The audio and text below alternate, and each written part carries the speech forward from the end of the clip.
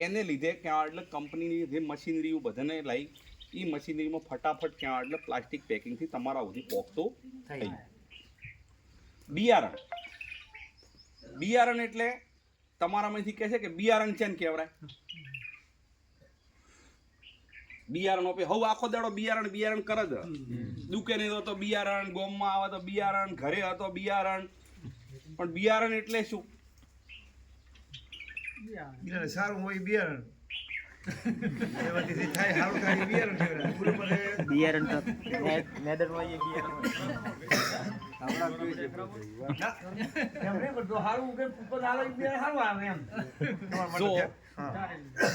બિયારણ એટલે એક સારી રીતે પકવા એના કરતા સવિશેષ હોય અને એનું ઉત્પાદન જે ઓપે ધાર્યું હોય એની આસપાસ આવે એનું નામ બિયારણ. રાયડાની અંદર રાયડામાં કંપનીને છેલ્લા 10 વર્ષ તો એમ જ છે કે ઘરનો વાવેતર કરે છે એમાંથી પેકિંગમાં લાવવા બદલેની મજૂરી જે માણસને રાયડો હારો શો છે આ વર્ષે હમણાં થશે ભાવ 1000 રૂપિયા કદાચ મણનો હોય માર્કેટમાં એવાય ખેડૂતો ગામમાં હોય છે કે તે 10 બોરી પાસે રાખે અને પછી તે એનું હગું એને ફોન કરે મારે પોરનો બિયારણનો હે કિલો આટલા રૂપિયામાં આલવો હે તે પોર તો ભાલ્યો હતો હું જોયો હતો કેવો છો તો ઓહો હો રાયડો તારો ભારો હતો એનોય નામ બિયારણ હે ચમ કે ઈ ભાઈએ એક કંપની જેવું કામ કર્યું એનો માલ માર્કેટમાં ઈ ભાવે વેચાય એમ હે ન એણે એના ઊભા કર્યા પણ ચેન કરી કે ઓપે સૌથી પહેલા આપણી આજુબાજુનો વર્ગ હોય એને કાં તો આપણા હગા એના વગર તીધો તો કોઈ ઘાવ ખાતા આવીને ન લે મારા ગામનો બુરાઈને આવીને સીધો હું આવીને કે આ રબર રાયડો હોય તો એ વિશ્વાસ ન કરે જેમ કે એને જોયો નથી. એ જ રીતે કંપની જે પણ બિયારણ બનાવે છે જે બિયારણ તમારા સુધી પોખતું કરે છે એમાં એક ખેડૂતની જોડે બિયારણ બનાવેલું એની જોડેથી અંદર જે પણ રોગી ના આવે એ ચેક કરીને કાઢી અને વરે પાછું એનું પ્રોસેસિંગ કરી અને આ ખેડૂત જોડે વેચાણ કરે. કંપનીના કોઈ માધ્યમમાં કોઈ બિયારણ પોતે તૈયાર કરી કે નહીં ખેડૂત જોડે જ જવું પડે એ ખેડૂત પચવી ના લે એ બીજા ખેડૂતને વેચી કરે. તો આવી જ રીતે બાજરી છે એ આંધ્રપ્રદેશ કે હૈદરાબાદ બાજુનું જે પણ વાવેતર એ બાજુ કરાવે કંપની અહીંયાથી બિયારણ આપે લાવે એના ઉપર માણસો રાખેલા હોય બીજું બિયારણ ન જાય એ બિયારણ ક્યાં સંશોધન કરીને કે ભાઈ આમાં રોગીને બીજું હે કે નથી એ કઢાઈને આપે વરે પાછી કંપની લાવે અને એ બિયારણ વરે આ માર્કેટમાં વેચે. વિશ્વાસ છે એનું નામ તો વિશ્વાસ છે આ પેકેટનું નામ જે આ પેકેટ છે આ વિશ્વાસ. નંદી ઓછાને ઓળખો તમે બાજરી તો બાજરી બધે નહીં રહેવાની છે ગમે થેલીઓ લાયક બાજરી તો બાજરી છે ખોલો એટલે ઘરે આવીને બાજરી છે પણ કે મેં નંદી કંપનીનું બિયારણ લાવ્યો તો એ નંદીની આ પહેચાન એ 45 વર્ષનો વિશ્વાસ છે કે જે ખેડૂતને જરૂરિયાત હતી એ જ પ્રકારનું બિયારણ કંપની આજ દાડા સુધી ખેડૂતને પૂરું પાડ્યું. છેતરપિંડીવાળું કોમ નહીં કર્યું. અમે જે કહો એ કંપનીના જે આપણી હાઇબ્રિડના કેરેક્ટર છે એ જ પ્રકારના કેરેક્ટર તમારી જમીનમાં જોવા મળશે. આ વર્ષે તો આ 75 અવીસી હોય અને આવનારા વર્ષમાં અલગ ડુંડું આવે તો ખેડૂત કેક ન કે ભાઈ બિયારણ નંદીનું છે લાવ્યું હે મેં પણ જે જોઈએ એ પોર હતો એવો ઓણ નથી. ઘણી બધી કંપનીઓમાં આ વસ્તુ થઈ ગઈ જ્યારે ઓપણામ નહીં થતો એટલે આજ 40-45 વર્ષથી ઓપે માર્કેટમાં ઊભા ન કે વિશ્વાસ વગર કોઈ માણસ ટકતો નથી. પ્રકાશભાઈ હારા એટલે ચી રીતે હારા તો કે ભાઈ ડીલર તરીકે હારા એ હારું બિયારણ વેચે એટલે હારા ખોટી વસ્તુ ને આલે એટલા બદલે હારા એ વિશ્વાસને લીધે એનો એગ્રો આગળ વધે. 2 રૂપિયા કોઈ કમાયા વગર વેચવાનું નથી. તમારી ઘરે વસ્તુ હોય ને તમે જાઓ વેચવા તોય આપણી લાલચ હોય કે ભાઈ 5 રૂપિયા મળવા જોઈએ પણ નફો કર્યા વગર જો વેચા તોય દુકાન આપીને હાચી કહો કે ચા પાણી ખાવા પીવા બધું એ ઉપર ધંધો છે તો માણસના મનમાં એવું થાય કે અમે કોક લીધું ને કમાઈ ગયા. અમુક ખેડૂત કન જાય એટલે અમુક કહેતા હોય અમને કે તમે એગ્રોવાળા ના આલો ને ડાયરેક્ટ અમને આલો તો ડાયરેક્ટ આલો તો શું અમે બિલ આલી કે અમે તો નોકરીવાળા માણસ છે એટલા બદલે ઓપકન એક માધ્યમ હોય કે કંપની માલ બિલથી ડિસ્ટ્રીબ્યુટરને આલે, ડિસ્ટ્રીબ્યુટર આપણો બિલથી માલ ડીલરને આલે અને ડીલર માલ બિલથી તમને આલે. તો તમારી જોડે અમે ઠેઠ પાક દરમિયાન ઊભા રહી કે ભાઈ કાકા તમે શું વાવેતર કર્યું હછી થેલી વાઈ છે લાવો અમન આલો. ઘણા માણસો એવા નીકળે કે વાતો અમન કરે, બિયારણ ભાડા તો એકન થેલીઓ બીજી જ નીકળે કે નંદી જ કીધો જ તો છે કીધો તો નંદી કીધો તો આલો જ કે કીધો જ નહીં હોય ને. તો મારા જે હું આપી ભેગા છે ભાઈને એણે ખેડૂત મિત્રે આપણો રાયડો લાવ્યો હતો, પ્રકાશભાઈએ આલ્યો હતો નંદી હાઇબ્રિડ 300 નંબરનો. 300 નંબર હાઇબ્રિડ રાયડો અલગ અલગ જમીનમાં અલગ અલગ એનું પરફોર્મન્સ હોય. જે જમીન તમારી છે, જે ખેડૂતની મજૂરી છે, એ ખેડૂતની માધ્યમદારી કે તમારે પૂછવાનું. હું આજ ક્યાં આપણે ફળિયું ભાળીને કદાચ ફોટો પાડીને જાતા રહા એવો નથી. જે સારું છે, જો સારું થાય તો આગળ વધવાનું, જો તમને સારું ન થાય તો મેલી જવાનું.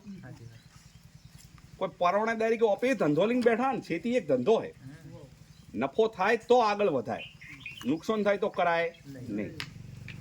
તો રાયડા પાસે જે પણ ખેડૂત મિત્ર બાજરીનું વાવેતર કરે તો મારી આ જમીન માટે એવી ભલામણ છે કે તમે તો નંદી 75 નંબરનું બાજરીનું વાવેતર કરશો તો કોઈ લગભગ ક્યાં એટલે કોઈ પડવાના પ્રશ્નો નહીં આવે. રેતાળ પ્રકારની જમીન છે, પાણી એકદમ મેઠું નહીં, થોડુંક મોળા રહેવું છે, ન ઘણું મોડું ન ઘણું મેઠું. તો આ પાણીની અંદર ક્યાં એટલે બાજરીનો જે ગ્રોથ આપવો જોઈએ એ બીજા કરતાં થોડોક નેસો આવે. ચોમાસાની બાજરી અને ઉનાળાની બાજરી આસમાન જમીનનો ફરક આવે. ચોમાસામાં વાતાવરણ એકદમ ઠંડુ હોય એટલે એનો ગ્રોથ 1 ફૂટ હાઈટ વધારે આવે. ઈની બાજરી ક્યાં તમે ઉનાળામાં વાવેતર કરો તો 1 ફૂટ હાઈટ નેસી આવે. તો આ હાઈટ પ્રમાણે સૌથી વધારે જે પણ બાજરી તમે વાવતા હો, કોઈ પણ કંપનીની વાવતા હો, એની બાજુ ખાલી મારા 2 પેકેટ લગાવવાના, પણ એવા લગાવવાના કે જ્યારે બાજુ સમતોલ કરવા બેહો તાજુડું લીન તો એની જમીનમાં તો 4 થેલી આવતી હોય તો 2 કૂક બીજાની વાવવાની અને 2 મારી વાવવાની. પણ અમન ક્યાં એટલે કેવાય ધોરે પેલે બરોબર હે આ હેરથી જમીન બીજી વાવન એવું ન કરવાનું. વાવેતર કરવું તો હરખે હરખું કરો તો હરખે હરખું તમે મન કહી કોણ અને તો બીજાને કહી કે ભાઈ પેલામાં ટોલું સાર છીએ નંદી 75 માં હવા ટોલું છીએ, પેલાની 10 બોરી બાજરી છે હોય તો મારી 11 થશે કે 10 થશે, પણ એનાથી કોઈ હાથ મારી નહીં થવાની એટલી મારી તમને ગેરંટી. પણ વાવેતર જે કરો એ મનભેર થોડુંક આસો કરવાનો. આસો એટલા બદલે કહું કે દરેક કંપનીની દરેક વેરાયટીનું સંશોધન અલગ અલગ હોય. એ એટલા બદલે કે કોકના એક દોણામાંથી 1 કે 2 ટીલર આવે. અમારી વેરાયટીમાં એક દોણામાંથી લગભગ 3 થી મોડી 5 ટીલર આવે.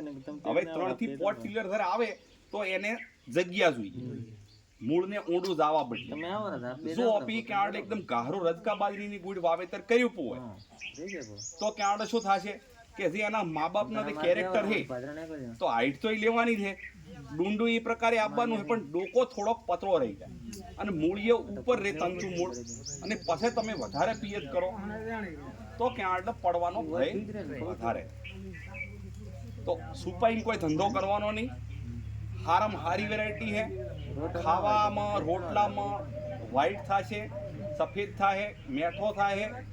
જે પણ વાવેતર કરો કોઈ દાડો ન કર્યો તો ભલે થેલી વાવો, થોડોક વિશ્વ આવે તો 2 થેલી વાવો, પણ જેમાં તમે કરવા માંગતા હોય એમાં એપલ ટુ એપલ કરો.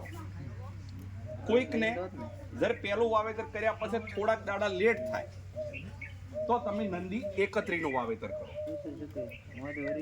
આ બાજરી 85 દાડી પાકે, આ બાજરી 80 દાડી પાકે. 5 દાડાનો ગાળો છે. ઓની હાઈટ જો તમારા ક્ષેત્રમાં 7 ફૂટ થાય તો ઓની હાઈટ 6.5 ફૂટ થશે.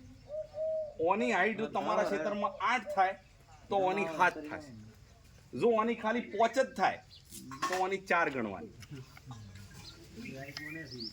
ઓના કરતા ઓની હાઈટ થોડીક નેસી છે અને 5 દાડા બાજરી વહેલી પાકે. બીજો કોઈ અંદર મોટો તફાવત નથી. ટીલર આપવાની વ્યવસ્થા ઓમાય 3 થી 4 છે, 31 માં ક્યાં 3 થી 4.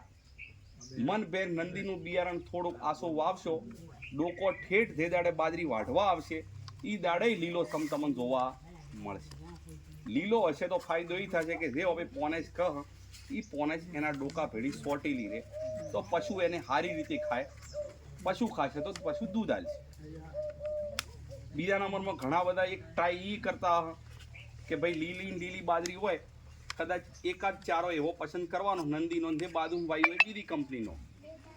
જે પશુ વધારે ગાય કે ભેંસ ખાવાનું ઘણું ખાતી હોય એકાદ તો બે હવને એવા હોય જ કે ઓપન ઘરના બધે કહેતો જ હોય કે આ તો ખાઈ જ જાય, આ તો ખાઈ જ જાય, કોઈ રાખતું નથી. તો સોમવારનો દાડો પસંદ કરવાનો, ભલે બીજાનો કર્યો હોય એટલો ને એટલો એક પૂળો એની ભેંસ નોખવાનો. મંગળવારને દાડે ઈની ટાઈમે નિયાર કરવાનો થાય ત્યારે નંદી 75નો કરવાનો. જો એમાં છે ઓગા બીજો વધારે ઓછા લાગે તો ખબર પડે કે ભાઈ આ મેઠો હતો કે ફીકો હતો. આ પછી ખબર પાડી કે ઓપે બે પાડી કહેવાના નથી. તો નંદી 75 મારા દ્રષ્ટિએ સૌથી પહેલી નંદી 75નું વાવેતર કરો અને 6-7 દાડા પાસે કદાચ થાય લેટ પડો તો નંદી 31. પાકવામાં કંપની જે આ ડેટા લે એ એના ડેટા હોય. જો હાલ વાતાવરણ હે આ ફેરના રાયડા તમે ભાળો પોર રાયડા હવે વહેલા વાઢી રહ્યા હતા. કોઈ પૂછવા આવવાની જરૂર નથી કે કેટલો છો. એ ઠેસર વાળો ઓટોમેટિક કહેતો ગોમમાં પણ રાયડા વાઢવાયા પણ જેણે ઠંડી હે તો એમ થાય કે એથી ખવાર વાઢશે તો વધો નથી. આ માલિકનું કોમ. જો ગરમી 40 થી 45 ડિગ્રી રહે તો અમે કીધું એના કરતા 2 કે 3 દાડા બાજરી વહેલી પાકી જાય. જો કે એટલે ગરમી વધઘટ થાય તો બાજરી પાકવામાં થોડાક 4-5 દાડા આગા પાછા થઈ જાય.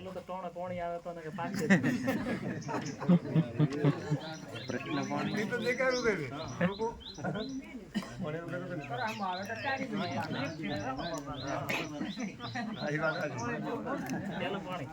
તો બાજરી વિશે કોઈને કોઈ પ્રશ્ન હોય તો કરો. એટલે આ નંદી જે 75 છે સાહેબ એની ઝાડમાં ઊંડી વધે ને સારમાં વધારે 75 થાય. અને આ 31 એના કરતા અડધો ફૂટ હાઈટ થોડી નેસી થાય. તો પછી ઊંધી વધે જ વાવા ને એમ કહું છું. ઈ થાય પણ અમુક ટાઈમે શું થાય જો લેટ પડો